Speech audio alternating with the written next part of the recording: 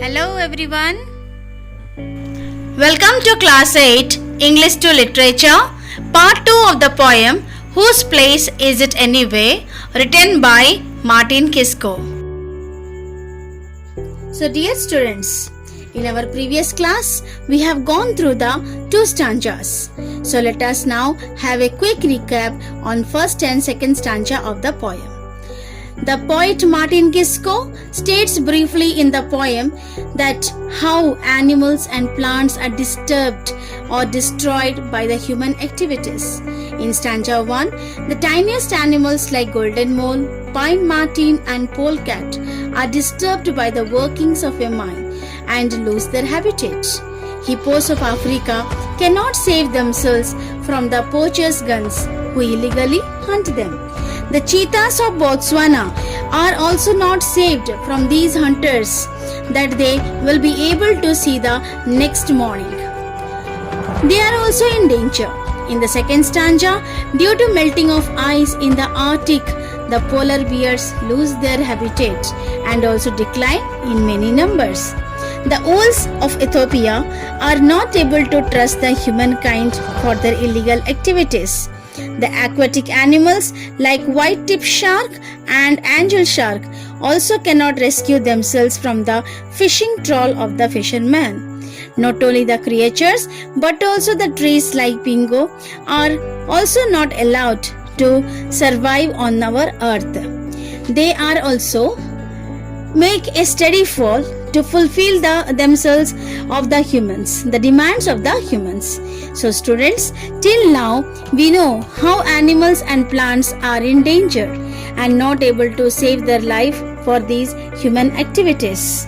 So this is the recap of the previous 2 stanzas.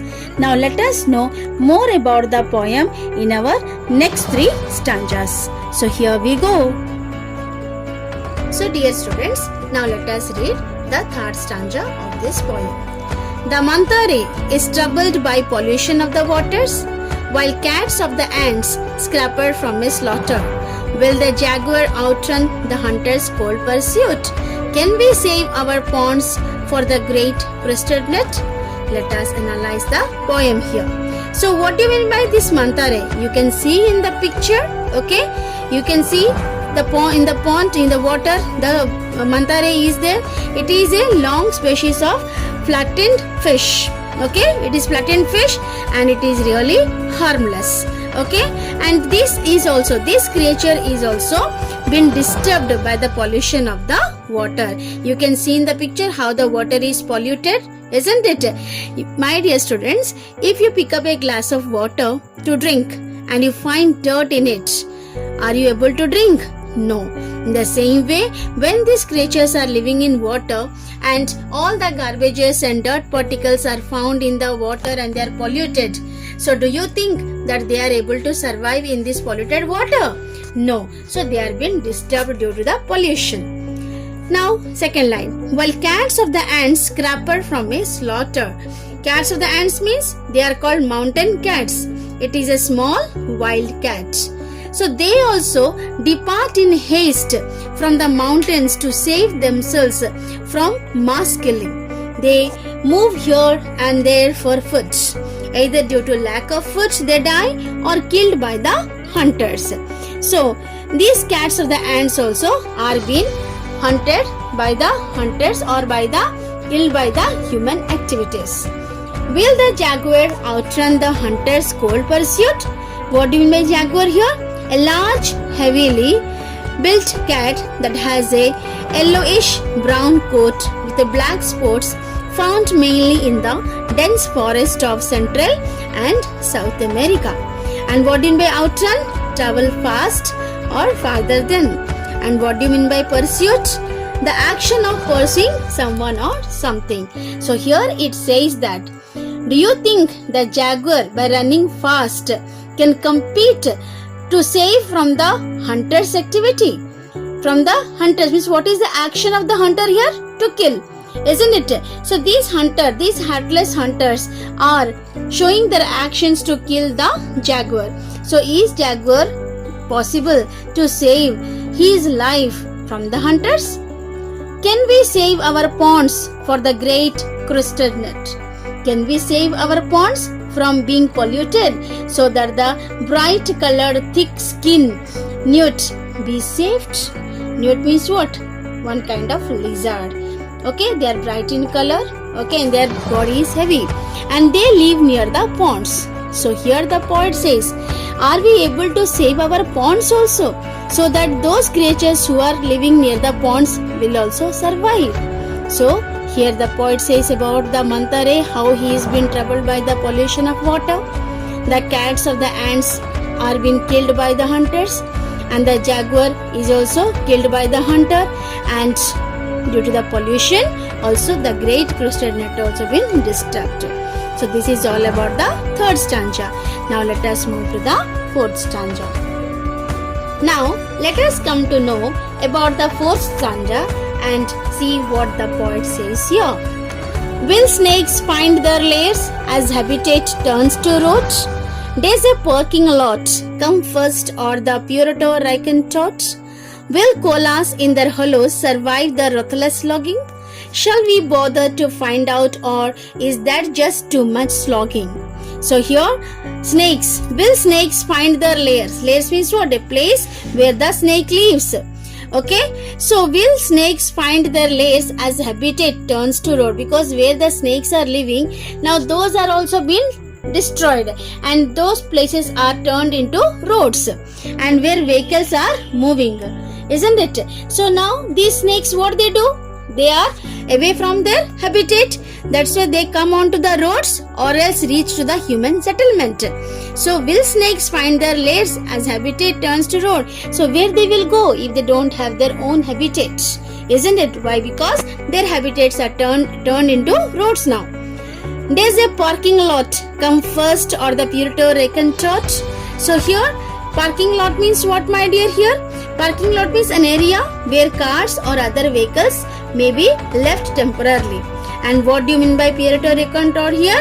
It is an island. Here Puerto Rican is an island in US, and the tot means one kind of rock which is found in the US, that is called Puerto Rican tot. Okay, so does a parking lot come first or the Puerto Rican tot? So these Puerto Rican tot are also been disturbed. Why? Because their places are also turned into parking places. So what we prefer first, whether a parking lot for the human beings or a place for a tot? Will koalas in their hollows survive the ruthless logging?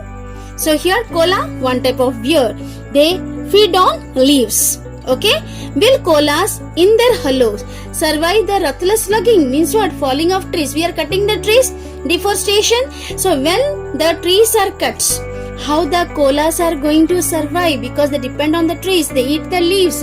So how they will survive if we cut the trees? And it is will what? Falling. That means the trees are lost, and when the trees are lost, how the species or how the creatures are going to live? Shall we bother to find out, or is that just too much slogging? Slogging means work hard over a period of time. So shall we bother to find out? So are we bothering about these problems to find out a solution, or that just too much slogging, or we have to work hard for a period of time to save our creatures, our species, our plants, animals, etc. and etc. to save our earth? So here the poet is asking, are we bothered about these all activities done by human beings?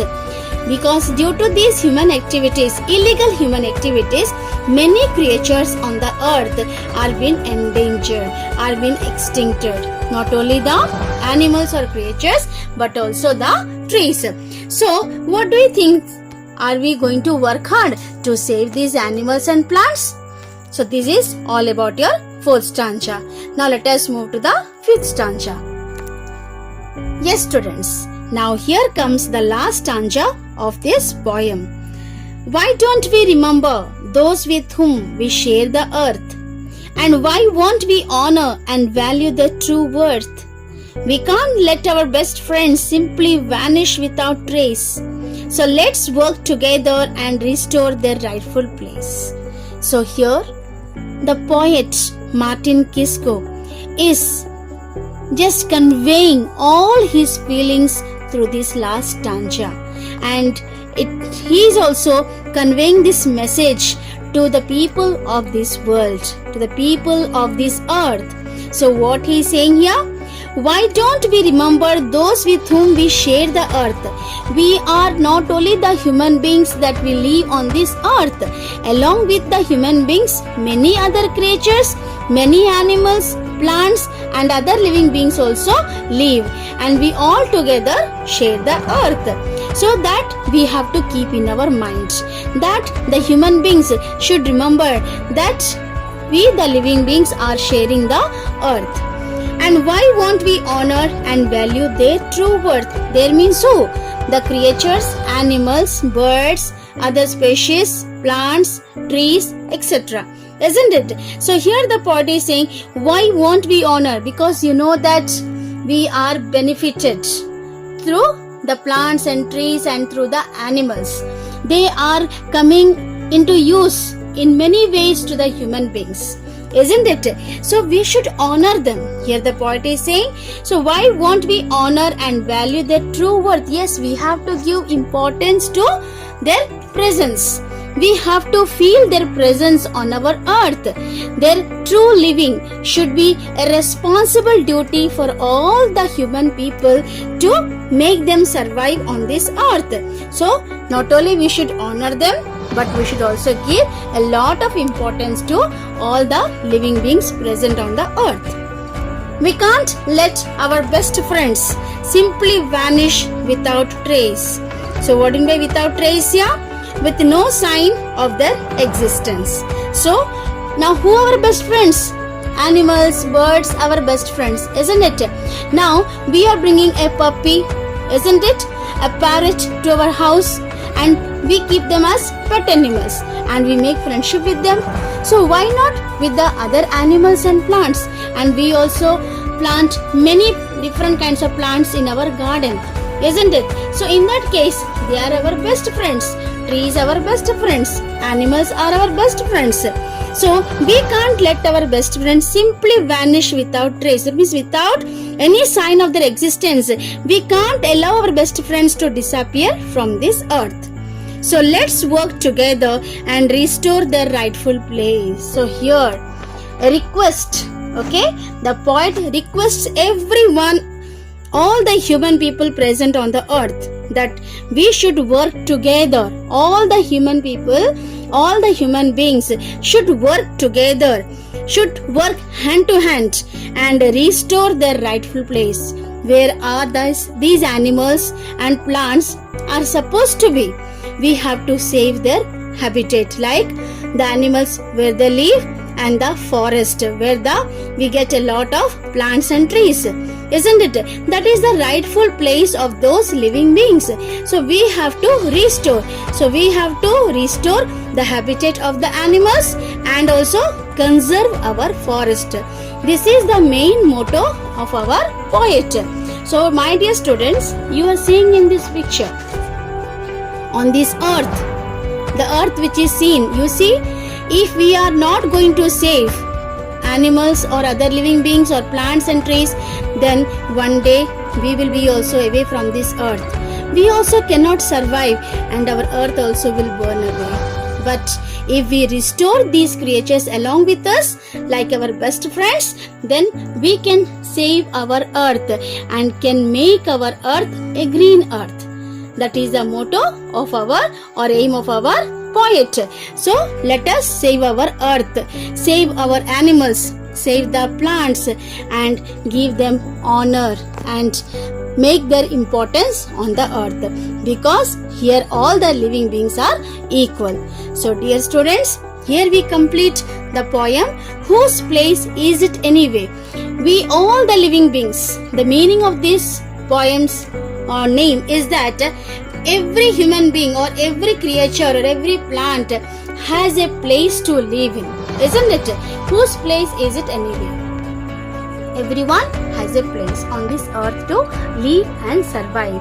So let us all live happily and in friendly manner and save our earth. So let us stop these illegal activities and save all the living beings and work hard to save the animals and plants from the other people. Okay, so here we come to the end of the poem. So my dear students, just go through the exercise portions and try to cover your question answers. Okay, thank you. God bless you. Bye students.